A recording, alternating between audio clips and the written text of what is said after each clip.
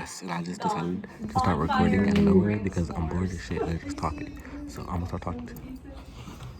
Oh, Pizza Rat. And I'm listening to music on a different phone, so All that's right, what I'm dancing to. So monarchy is necessary, an all-powerful, singular entity, creating and enforcing strict laws on all of us is necessary because we are so awful. Because human beings are just the worst. And if not for laws, we would all just destroy each other at every single opportunity. That's Hobbes' philosophy. That's his belief about human nature. Now, I think there is a fault in what Hobbes believes. And hear me out. This is going to take a second. So give me like 5 minutes of a thought experiment. Okay, here we go. So, right here, this is where we are right now today. This is us in this classroom, right? This is the position. This is the island of reality right now, in this moment, okay? Nah.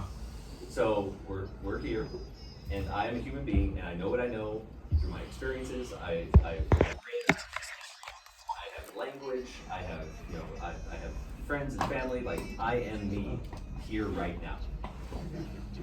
Now, for Hobbes, his conception of the state of nature, I think, takes me and removes all of civilization from me. It puts me back in the woods, right? I'm back in the jungle. I'm back on the plains. I'm there without civilization, right? There's no technology. There are no roads. There are no stores. There are no computers. Everything is gone except me. But I know what I know, right? And so now I'm without all the things that I had. And now it's a battle for resources, for survival, with all of you here with me. But we all know what we know today, right, in this position. So we have lost so much, and we know so much. And now we have to fight to survive, right? And when I say fight, I mean like fight against nature, fight against the fact that we don't have any technology or the ability to get the things that we had, yesterday. Right now, we are in a dire situation. And if there's food over there, and we're all here, especially in the population density that we have right now, right? Because that's the other thing, is that once we are removed from civilization, it doesn't make all the people go away. We're all still here. So like everybody that lives out there just doesn't have a house, doesn't have a car, doesn't have a job. There's no money, right? Like we're just here trying to survive. And there are vastly limited resources now, regionally, right? We import so much food from other places. So tomorrow all the food's gone. And now what do we do? It's kind of like Tarzan. What's that? It's kind of like Tarzan. Wait, like what? Tarzan. Tarzan? Yeah. Yeah, or Bear Grylls? what's the book with the kids on the island and the Lord of the Flies. Lord of the Flies. It becomes Lord of the Flies, Oh, right? I was about to say they're Peter taking over Pan. civilization, and they're put in a situation where they have limited resources, and now what do they have to do? They have to they have to create their own government, or they have to battle against each other for the resources, right? So they become That's pretty much Peter evolve Pan. into a murderous band of freakish, like Okay, devil kids. never mind. What's that? I don't think they kill people. So, yeah. Honestly, the idea of just going into the woods with nothing but a knife and a lighter, I would never. or like a few weeks up to a month, just to see how good you can do to survive. It sounds like some Henry David Thoreau I'm not gonna stuff, survive Yeah. And that. I am I down probably for would, that. but I'm not I going give that to. a try. That's actually kind of interesting to me too. But I grew up in the woods, right? Like my house was like literally in the woods. And I would Oh, I just can't have spend no my house in days the out woods. in You guys woods have any and stuff like walkers? Any walkers? that. No. Can I go to the bathroom? Yeah. Okay.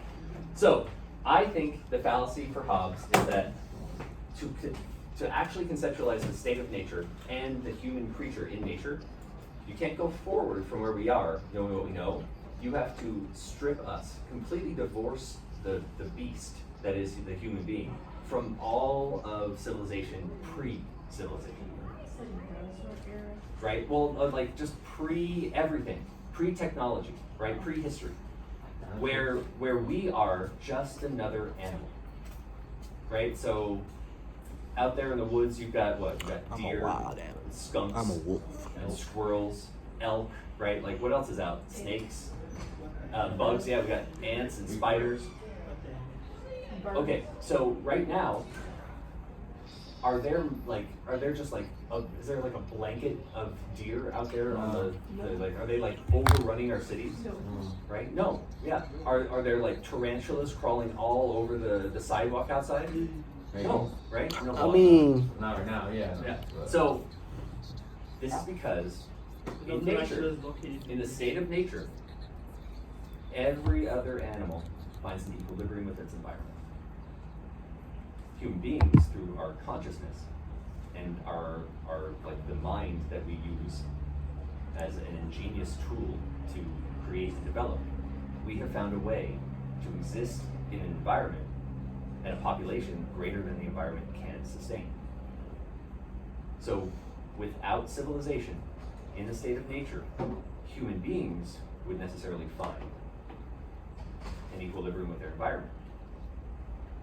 And when you look at it at the deer out in the woods, are they, constantly fighting each other and killing each other? For mates maybe, but for no other reason than to survive. And if they have everything they need, then there's no reason to be violent. And we see that across the board in all animal species all over the world. Right? If you have all your needs met, then there's no reason to fight. And that's where I think Hobbes fails in his argument, is because he's saying, if you look at London and they took all civilization away, but just left all the people that exist there right now, of course they would be at each other's throats. Because there are so many people in London and so few natural resources. Because we've outstripped the ability of that environment to support the needs of all of those people. But that's just me, I don't know. Yeah, right? It would be crazy, right? Like, imagine LA if you just took all civilization away. Now that would be crazy. That would be like Everyone is pulling out LA is guns. more populated. right. Imagine New York City or imagine Manhattan if you just took everything away and everybody was just like standing there. And they're like, wait, how do we get food? sucks to be y'all. Yeah, like I can't like it would be it's a thought experiment for sure, but like imagining like sort of the sequence of events at that point, it wouldn't be pretty. I know that. I'm going to today, going fishing. Yeah. So Hobbes is all about those things. Was there anything else from Hobbes that we need to talk about? Oh, yes. What was Hobbes' social contract or his idea? He believed that once the people agreed to hand over power in exchange for protection, they lost their rights to own their own place or even question the government. Yeah, so Hobbes was all about totalitarianism because it's so much easier to have somebody make all your choices for you, right? And so, yeah, so his social contract was absolute. Absolute. Can't change it, can't overthrow it. When you are born into this Leviathan society, you are cared for by the state, but you have no way to change the way that your life is governed. And you have no agency in your own life outside of what the state gives you. So he was still he was a full-on monarchist. He was super, super stoked on absolute power. Yeah, I mean, I don't know. Maybe he grew up in the woods, that's why. Yeah, well, he was kind of further back, right? So, and I think there were a lot of people like that. But honestly, today, we still so we'll read one of our primary documents that we'll read and analyze in this class as a part of our sort of first couple weeks of talking about gov stuff is George Washington's farewell address. If you've ever read that, I don't know, yeah. Yeah. So George Washington talks about all this stuff, right? Because he read all this stuff back in the day. And he talks about Hobbes indirectly, and about this, and about this, and about this especially. And he was freaked out about the possibility of this coming back in the United States, right? Like, we've never had a monarch, but he was like, we're teetering on the edge already. And there are some things that if you guys do this after I leave, we're gonna find ourselves in a position where we're gonna have a monarch again. please don't do these things. And then we immediately did those things. All right, Rousseau. Holy crow. I talk a lot. Rousseau, quick. What's his deal? I didn't get that. Anybody get Rousseau? Wait, no, I didn't. What about you, Noah? Yeah. That's what I was gonna say. All right, so that's what Andrew whispered to me just now. So Noah and Andrew agree Rousseau is all about democracy, and not like just the sort of like American style representative democracy, but he was like direct democracy as much as possible. So whatever decisions we need to make together as a group, at whatever size group we're making that decision, we should all have a direct vote. California does this now. We have a ballot or an initiative system where as long as you get 500 signatures or 500,000 signatures, you can put anything on the ballot. Anything. Right? It's kind of stupid, but also it's I didn't get it. democracy is messy, right? Like freedom is messy. These should be a larger number of signatures. Yeah, in the state of California, what are we, 40 million? Yeah. So yeah, the threshold, it would be better to have a higher threshold Yeah. probably, because that would make it so that the weird stuff doesn't get on. But yeah, and then a lot of times we'll have like one initiative one year, and then everybody's like, no, we didn't want that, and then they'll have the opposite initiative the next year, and then it just goes back and forth, right? Because like half the people want it, half the people don't, and it's easy to get it on the ballot. But Rousseau thought that while messy, still gives you the most agency in a society that is self-governed. And he's right. We use layered representative democracies with checks and balances in order to allow for people that we trust to make some of the bigger choices for us. And then we can recall them or diselect them the next time if we so. Who do your taxes? What's that? It's like the people who do your taxes.